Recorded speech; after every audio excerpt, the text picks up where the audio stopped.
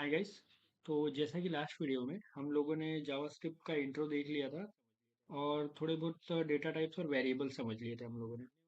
आज हम लोग डेटा टाइप्स समझने वाले हैं जो बचे हुए थे लास्ट वीडियो से, और प्रिमिटिव और नॉन प्रिमिटिव के बीच का डिफरेंस समझने वाले हैं इन डिटेल। ओके, यहाँ पर आ जाता हूँ मैं अपने कोड बेस पे पहले। तो वी एस कोड।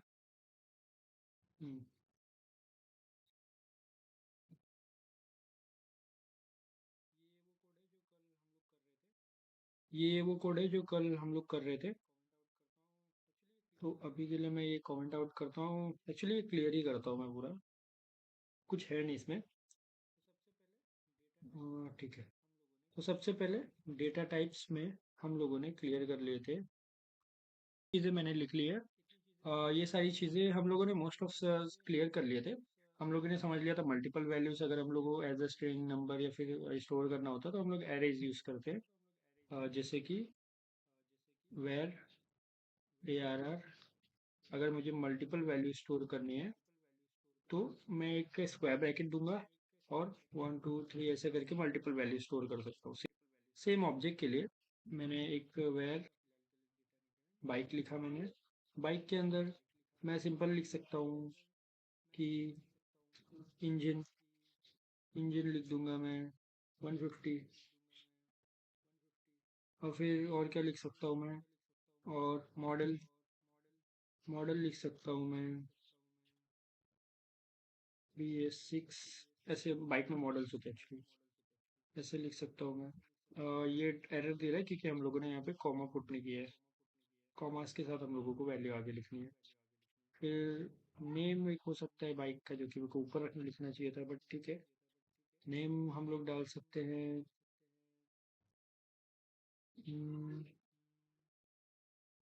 कोच में आएंगे R15। ओके, तो ऐसे करके हम लोग ऑब्जेक्ट डिफाइन करते हैं। तो होपफुली ऑब्जेक्ट और एरेस क्लियर होंगे कि हम लोग डिफाइन किस पर्पस के लिए करते हैं, किस पर्पस के लिए हम लोग एरेज और ऑब्जेक्ट यूज करते हैं। Arrays is for multiple values, object is for की वैल्यू पेयर्स। ओके, अब हम लोग आ जाते हैं, अगर हम लोगों को एरे की कोई वैल्यू प्रिंट करनी है। एरे में क्या होता है, सिंपली जैसे मैंने वेर ए आर आर में एक डेटा लिखा।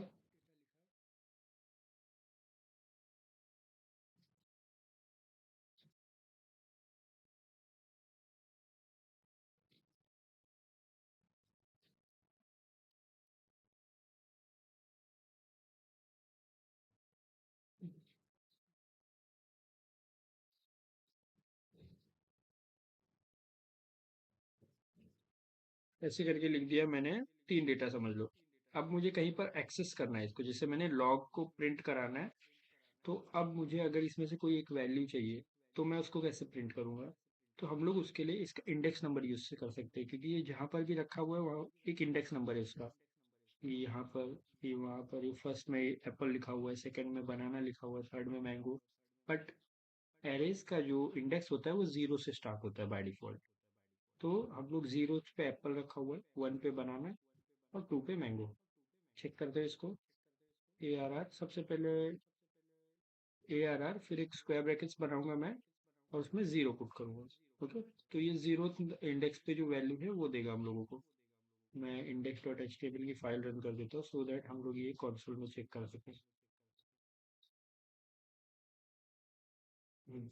अब हम लोग राइट क्लिक करके इंस्पेक्ट पे टैप करके यहाँ पर कंसोल ओपन कर लेते हैं। फिर एक बार रीलोड करता हूँ सो दैट एरर चले गए, यहाँ से एप्पल आ रहा है यहाँ पे, क्योंकि जीरो इंडेक्स पे हमारे पास एप्पल है। अगर मैं यहाँ पे 2 कर दूँ तो 2 पे मैंगो है हमारे पास। यस, मैंगो दे रहा है। ठीक है, ऐसे करके हम लोग एरे की वैल्यूज एक्सेस कर सकते हैं। हम लोग आगे कैसे यूज करना है इसको देखेंगे, बट करंटली एक्सेस कैसे करना है आप वो समझ लीजिए। ठीक है, same is for object. Var, suppose मैं बना रहा हूँ, जो मैंने डेटा बनाया था उस पर आ जाता हूँ।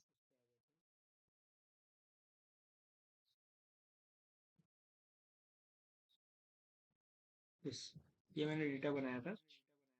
अब मुझे इसमें से बाइक का एक्सेस करना है, तो मैं सिंपली इसको कैसे कर सकता हूँ, एक लॉग बनाऊंगा, मैं लॉक करना है, फिलहाल मैं लॉक करूंगा इसको।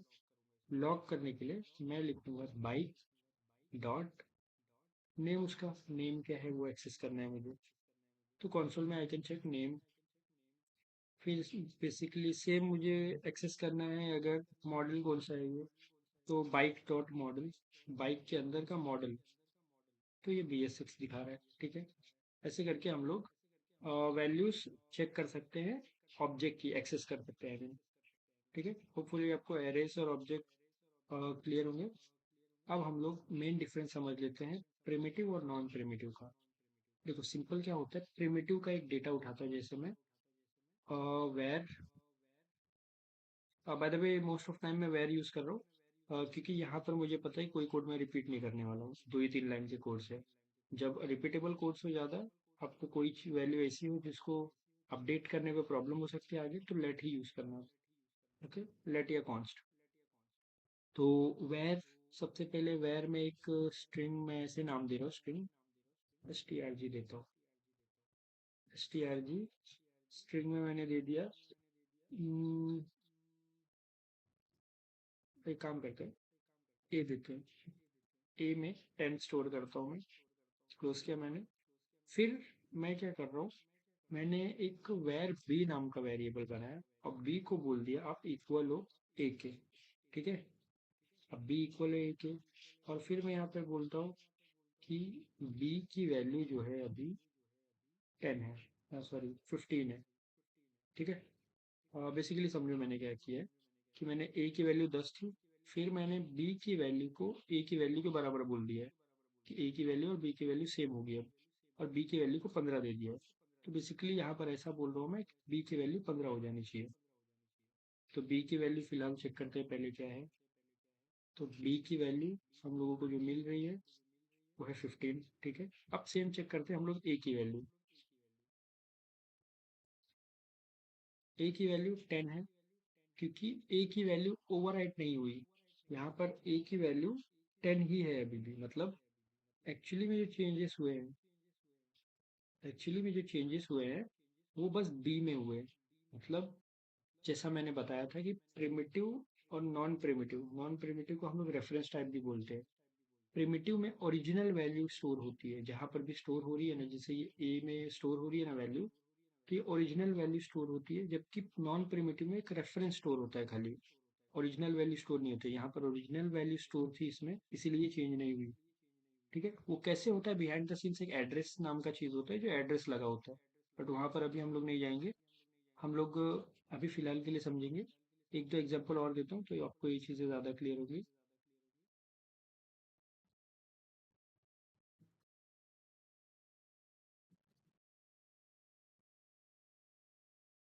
यहाँ पर मैंने पर्सन का नाम दे दिया अमन, फिर मैं वेर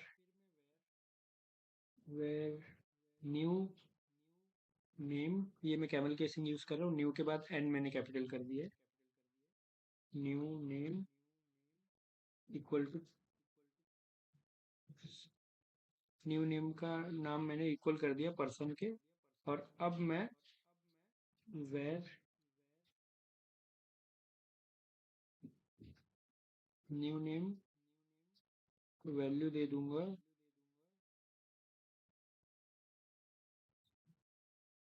अच्छा ठीक है। अब फिलहाल चेक करते हैं कि लॉग में हमारे पास पर्सन में क्या है, पर्सन में अमन होना चाहिए हमारे पास, अमन है। और न्यू नेम में हमारे पास, न्यू नेम में हमारे पास अक्षय है। तो वैल्यूज यहाँ पर चेंज नहीं हो रही, जो ओरिजिनल वैल्यूज है ना वो चेंज नहीं हो रही, जबकि आप यहाँ पर चेंज करने की कोशिश कर रहे हो। अब मैं अगर इसको उल्टा भी लिख दूँ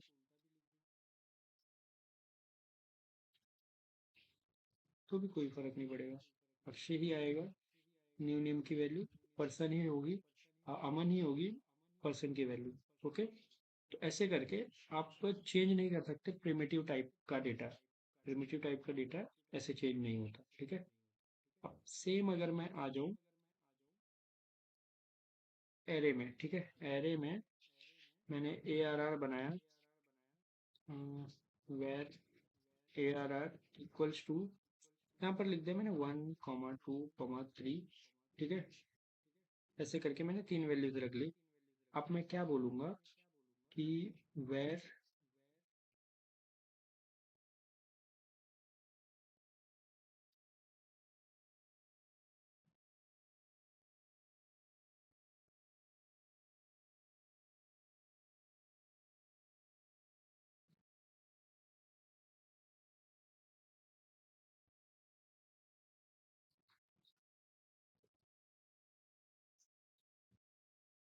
5, 6, 7। अब मैं वैल्यूज चेक कर लेता हूँ। जैसे सबसे पहले तो यहाँ पर भी मुझे उसको यहाँ पर ऐसे करना चाहिए था। अब मैं बोलूँगा कि ARR जो है, ARR इक्वल है न्यू ARR के। ऐसे कर दिया मैंने। अब मैं जब लॉक करके देखूंगा इसको, तो ARR की वैल्यू, पहले हम लोग न्यू ARR की वैल्यू चेक करते हैं जो हम लोगों ने लास्ट में की है, ठीक है। न्यू ARR है 5, 6, 7। तो हम लोगों को मिल रहा है 5, 6, 7, ठीक है। यहाँ पर आप पूरा एक्सपांड करेंगे तो 0th नंबर पे 5, 1 नंबर पे 6, फिर 7, पूरी लेंथ 3 है। ओके, देखेंगे हम लोग। और न्यू ARR की वैल्यू हम लोग को आ रही है 5, 6, 7, जो कि हम लोगों ने डिफाइन किया। अब मैं ARR की वैल्यू अगर आपको दिखाऊं, जस्ट से,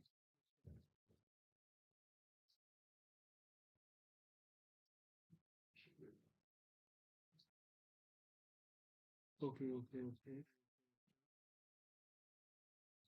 ये कॉन्सेप्ट होता है होस्टिंग का, जिसकी वजह से मैंने न्यू ARR बनाने के पहले उसको यूज़ किया था। वो हम लोग इसके बाद ही देखेंगे, इसके बाद का टॉपिक वही है। तो सबसे पहले मैंने ARR बनाया। ये देखो, अभी ARR जो है हमारा, जबकि मैंने प्रिंट किया ARR, अगर मैं यहाँ पर लिख दूँ डबल कोट्स में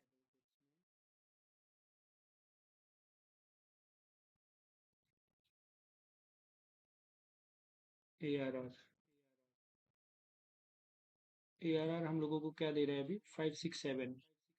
जबकि ARR की ओरिजिनल वैल्यू 1, 2, 3 नहीं थी। और ये यहाँ पर एक रेफरेंस स्टोर हुआ था। हम लोगों ने 1, 2, 3 दिया था वैल्यू, उसको चेंज किया 5, 6, 7 से, तो ओरिजिनल वैल्यू भी चेंज हो गई। जबकि प्रिमिटिव टाइप में ऐसा नहीं हो रहा था। होपफुली ये चीज़ क्लियर होगी आपको। तो नॉन प्रिमिटिव में जो होता है ना, एक रेफरेंस टाइप होता है, ओरिजिनल वैल्यू भी चेंज हो जाती है नॉन प्रिमिटिव में, क्योंकि ओरिजिनल वैल्यू वहाँ पर होती ही नहीं है, वो एक रेफरेंस होता है। जबकि प्रिमिटिव टाइप में अगर आप स्ट्रिंग बुलियन नल अनडिफाइंड वगैरह रखते हो, तो इसमें आप ओरिजिनल वैल्यू नहीं चेंज कर सकते, ठीक है। तो होपफुली क्लियर होगा। अब एक कॉन्सेप्ट और था जो हॉइस्टिंग का था, जो मुझे एक्सप्लेन करना था। यहाँ पर लिख रखा है शायद मैंने, हाँ। डेटा टाइप्स हम लोगों ने डिस्कस कर लिया, प्रिमिटिव और नॉन प्रिमिटिव के बीच का मेन डिफरेंस समझ लिया हम लोगों ने। होस्टिंग पे आ जाता है। It's not hosting, okay, HOIS, hosting. Hosting क्या होता है बेसिकली, आप वेरिएबल बनाने से पहले उसको यूज कर सकते हो। जावास्क्रिप्ट में ऐसा कॉन्सेप्ट है। बाकी प्रोग्रामिंग लैंग्वेज में अगर मैं ऐसे एक वेरिएबल बनाया मैंने, वेर ए इक्वल्स टू 10, ठीक है, ये बनाया मैंने। और मैं यहाँ पर लॉक करना चाहूँ ए को, वेरिएबल तो बाद में बनाया और कोड चलता है हमारा लाइन बाय लाइन, ठीक है। तो अगर मैं ये भी लॉक करना चाहूँ तो ये एरर नहीं थ्रो करेगा। अब मैं अगर मेरे कोड बेस में जाऊँ तो एरर नहीं दे रहा है, ये अनडिफाइंड दे रहा है। जबकि यहाँ पर एरर देना चाहिए था कि ए डिफाइन ही नहीं हुआ है, आप उसको यूज़ कैसे कर रहे हो। बट जावास्क्रिप्ट में ऐसा है कि आप वेरिएबल बनने से पहले उसको यूज़ कर सकते हो। दैट इज कॉल्ड होस्टिंग, ठीक है। तो मैं आपको नोट्स बताऊं, जो कि मेरे नोट्स है, जो मैं आपको रिफ़र करूंगा। इसको वीडियो के डिस्क्रिप्शन में भी दे दूंगा, मैं लास्ट वीडियो में भी दिया था मैंने सेम नोट्स, तो इसमें भी दे दूंगा। होस्टिंग, होस्टिंग का पहले हम लोग डेफिनेशन पढ़ लेते हैं। Variable move on the top of their scope, that's if you use variable before its declaration, it will not throw an error, it will give undefined as an output, ठीक है। तो मतलब ये है कि जैसे ही हम लोग वेरिएबल बनने से पहले उसको यूज करते हैं, तो उसका जो डिक्लेरेशन होता है ये टॉप पे मूव हो जाता है। मतलब ये ऐसे बिहाइंड द सीन्स ऐसे काम कर रहा होगा। आप लोगों को बाकी सब ट्यूटोरियल्स में ऐसे बताया जाएगा कि ऐसे काम करता है, वेर ए टॉप पे मूव हो जाता है, ठीक है। Hosting is not defined, hosting लिख दिया मैंने, ओके, कमेंट आउट करता हूँ। कि अनडिफाइंड दे रहा है। बाकी सब ट्यूटोरियल्स में आपको ऐसा बोला जाएगा कि उसका डिक्लेरेशन टॉप पे मूव हो जाता है, बट समझने के लिए ऐसा खाली एग्जैक्टली क्या होता है मैं आपको बताता हूँ। देखिए, सबसे पहले मैं यहाँ पे बॉक्सेस ले लेता हूँ, मेरे पास बॉक्स का ऑप्शन का।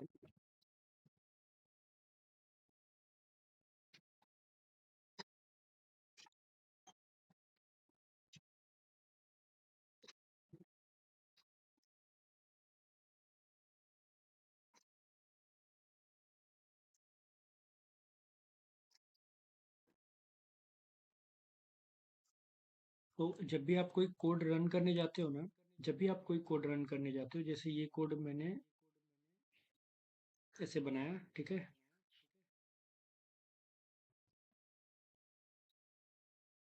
वेर, फिर ऐसे लिख देता हूँ, लॉग कर देता हूँ मैं ए को, ठीक है। जैसे आप ऐसा कोड लिखते हो तो सबसे पहले ना जावा स्क्रिप्ट का जो भी इंटरप्रेटर होगा, ठीक है, या कंपाइलर बोल लो आप, जीसीसी बनाएगा, ग्लोबल क्रिएशन कॉन्टेक्स्ट, शायद यही होता है फुल। हाँ, ग्लोबल क्रिएशन कॉन्टेक्स्ट बनाएगा वो, जिसमें आपका बेसिकली एक आपका सारा कोड है ना, वो कैसे रन करना चाहिए, वो जीसीसी के अंदर होगा। सारा जो भी कोड रन कर रहा होता है वो जीसीसी, अभी के लिए जीसीसी मत समझो, खाली ये समझो जीसीसी के अंदर ही सारा कोड रन हो रहा है, ठीक है। तो वो ग्लोबल क्रिएशन कॉन्टेक्स्ट बनाया उसने जीसीसी। उसके अंदर एक चीज़ बनती है, मेमोरी एलोकेशन फेस। तो पहले ना, ये जो आपने वेर ए लिख रखा है, मैं एक सेकंड के लिए ये हटा दूँ। ये एग्जीक्यूशन फेस है हमारा। एग्जीक्यूशन फेस समझते हैं हम लोग। सबसे पहले मेमोरी एलोकेशन फेस में सबसे पहले वेर ए आएगा, ऐसे स्टोर हो जाएगा पहले ये वैल्यू। पहले हम लोगों ने देखा है कि अगर वैल्यू नहीं असाइन की हम लोगों ने तो वो अनडिफाइंड आता है, क्योंकि हम लोगों ने वैल्यू डिफाइन नहीं की है। तो जिस मेमोरी एलोकेशन फेस में पहले ये ऐसे पूरा नहीं जाएगा, वेर ए इक्वल्स टू 10 नहीं जाएगा, ठीक है। पहले ये इसका खाली डिक्लेरेशन लेगा, वेर ए ऐसा रख लेगा। फिर नेक्स्ट स्टेप में वो 10 स्टोर करता है वैल्यू, अभी के लिए यहाँ पर ऐसे कर लेगा, या फिर आप समझ लो वो ऐसे भी कर रहा होगा, इक्वल्स टू अनडिफाइंड वो खुद ही लिख रहा है। दो चीज़ें हो सकती है, वो दोनों ही चीज़ें करे तो भी अनडिफाइंड ही आ रहा है। अनडिफाइंड की स्पेलिंग रॉन्ग है, ठीक है। तो अगर आप लोग एग्जीक्यूशन फेज से पहले, अगर इस फेज से पहले मेमोरी एलोकेशन तो पहले एलोकेट हो गई होगी, अगर आप एग्जीक्यूशन से पहले इसको ऐसे एग्जीक्यूट करते हो, आई I मीन ऐसे कॉल करते हो, ए को आप दिखना चाह रहे हो, तो वो मेमोरी एलोकेशन फेज से वैल्यू उठाएगा, ठीक है। मेमोरी एलोकेशन फेज से वैल्यू क्या है, अनडिफाइंड, जो कि हम लोगों ने देखा अनडिफाइंड है वहाँ पर। अब सेम चीज़ अगर मैं करना चाहूँ, आप लोगों को बहुत लोगों से सुनोगे आप लोग कि वो लोग बोलते हैं लेट और कॉन्स्ट में होस्टिंग नहीं होती, बट जबकि होस्टिंग होती है लेट और कॉन्स्ट में भी। अगर मैं यहाँ पर सेम चीज़ आपको लेट के साथ करके दिखाऊँ, तो ये अभी के लिए हम लोगों को एरर देगा। वो एरर क्या है पहले पढ़ते हैं। Can not access a before initialization, कि ए को आप एक्सेस नहीं कर सकते इनिशियलाइजेशन के पहले। तो वेयर में ही होस्टिंग हम लोगों को क्लियरली दिख रही है। लेट में भी होस्टिंग होती है, कॉस्ट में भी होती है, बट वो दिखती नहीं है, वो इस वजह से एक नया कॉन्सेप्ट है। और टेम्पोरल डेड जोन का, TDZ, मैं आपको अगर लिख के दिखाऊँ यहाँ पर, तो टेम्पोरल डेड जोन ये इंट्रोड्यूस हुआ था 2015 में ही, जब लेटर कॉन्स्ट आए थे। तो बेसिकली क्या होता है, अगर आपकी वैल्यू अनडिफाइंड ही है तो दिखाना क्यों है, ऐसे था। तो लेटर कॉन्स्ट जब आए तो उनके साथ भी यही होस्टिंग होने वाली थी। तो उसको एक टेम्पोरल डेड जोन में डाला गया कि अगर आप वैल्यू असाइन करने से पहले उसको यूज़ करना चाह रहे हो तो वो टेम्पोरल डेड जोन में होगा, तो वो आप यूज़ नहीं कर पाओगे। बट बिहाइंड द सीन्स अभी भी काम तो यही हो रहा होगा पीछे। ये देखिए, यहाँ पर मैं लिख देता हूँ let a equals to undefined, ठीक है, ऐसे लिखा होगा बिहाइंड द सीन्स। अब इसको आप एक्सेस क्यों नहीं कर पा रहे हो, क्योंकि लेट और कॉन्स्ट को टेम्पोरल डेड जोन में डाल दिया जाता है। डेड जोन में होने के वजह से ये आप एक्सेस नहीं कर सकते इसको पहले, बट होस्टिंग उसमें भी हो रही है बिहाइंड द सीन्स, ठीक है। और फिर उसके बाद एग्जीक्यूशन फेस आता है जो कि कुछ है नहीं। फिर इसके बाद अगर आपका कोड नॉर्मल है तो वो चल रहा होता है ऐसे line by line, line by line, बस। ठीक है। होपफुली आपको होस्टिंग का कॉन्सेप्ट क्लियर होगा। अगर कुछ डाउट है इसमें तो आप वैसे बता देना मुझे, मैं एक्सप्लेन कर दूंगा, आपके डाउट्स जो भी होंगे सॉल्व कर दूंगा मैं। ठीक है। होस्टिंग का ऑलमोस्ट क्लियर हो गया होगा। ये नोट्स आप देख सकते हो, यहाँ पर मैंने लिख रखा है। For this let's understand GCC global creation context, जो मैंने बताया, जो जावास्क्रिप्ट एक कंटेनर बना लेता है ऐसा समझ लो, जिसके अंदर सारा कोड आपका एग्जीक्यूट होगा या फिर जो भी उसके प्रोसीजर्स होंगे। मेमोरी एलोकेशन फेज, जिसमें वैल्यूज नहीं असाइन होती है, बेसिकली आपका डिक्लेरेशन रख लिया जाता है। एग्जीक्यूशन फेज, फिर आपका कोड एग्जीक्यूट किया जाता है। ओके। जावा, और यहाँ पर मैंने लिख भी रखा है, आप नोट्स देख सकते हो। JavaScript creates GCC before executing any code. ठीक है, हर कोड के पहले एक जीसीसी बनता है। Memory allocation phase is the step to assign label. Okay, memory allocation phase में वो जो लेबल होता है और साथ में उसको अनडिफाइंड वैल्यू दी जाती है, या फिर डायरेक्टली अगर ऐसे कर दिया होगा तो भी वो अनडिफाइंड ही आता है कि अनडिफाइंड नहीं लिखा है मैंने, इसको एंड कर दिया यहीं पर। ठीक है। Execution phase is the step to execute the code line by line. Simple, line by line code आपका एग्जीक्यूट हो रहा है। होपफुली होस्टिंग का कॉन्सेप्ट आपको क्लियर होगा। तो यहाँ पर खत्म होता है हमारा डेटा टाइप, प्रिमिटिव और नॉन प्रिमिटिव के बीच का डिफरेंस, और होस्टिंग। ठीक है, ये तीनों टॉपिक हम लोगों ने, इसमें और भी चीज़ें हैं जो कि हम लोग जावास्क्रिप्ट को आगे पढ़ते पढ़ते क्लियर करेंगे। ठीक है। Thank you.